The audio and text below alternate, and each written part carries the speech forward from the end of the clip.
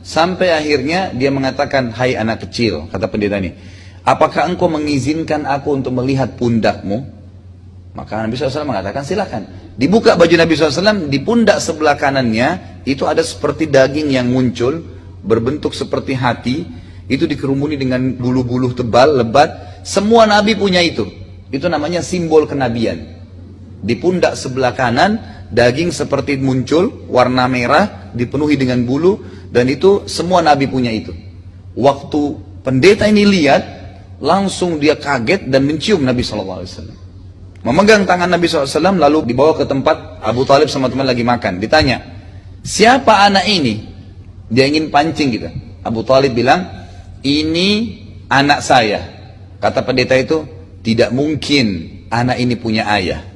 Anak ini meninggal ayahnya waktu umurnya masih 6 bulan di perut ibunya. Pendeta itu tahu rinciannya bukan dari Nabi SAW. Dari kisah sebelumnya, dia sudah tahu kisah Nabi yang akan keluar itu.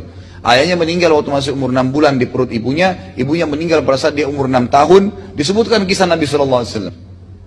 Lalu Abu Talib heran, dari mana anda tahu? Langsung dia mengatakan, anakmu ini akan menjadi Nabi nanti. Bawa pulanglah dia ke Jazirah Arab. Karena kalau orang Yahudi tahu dia keluar dari orang-orang Arab, maka pasti akan dibunuh. Karena orang Yahudi tidak mau Nabi terakhir dari turunan orang Arab, maunya dari Bani Israel. Dan sudah pernah saya sebutkan sebenarnya sumbernya satu, Nabi Ibrahim alaihissalam. Nabi Ibrahim punya 2 orang istri, Sarah dan Hajar. Sarah punya Ishak dan Hajar punya Ismail. Nah, dari Ismail ini turun Nabi Muhammad SAW. Nah, dari Ishak ini ada Yakub. Yakub ini nama lainnya dia Israel. Jadi Israel itu namanya Nabi Yakub sebenarnya sekarang, dipakai sama mereka. Kalau dikatakan Bani Israel berarti keturunannya Nabi Yakub.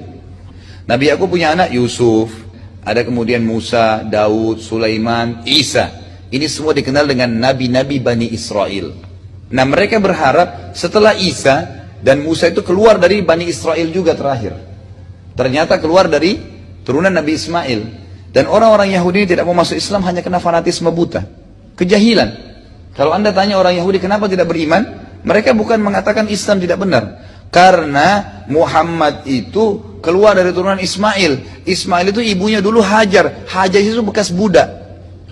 Fanatisme yang tidak perlu gitu.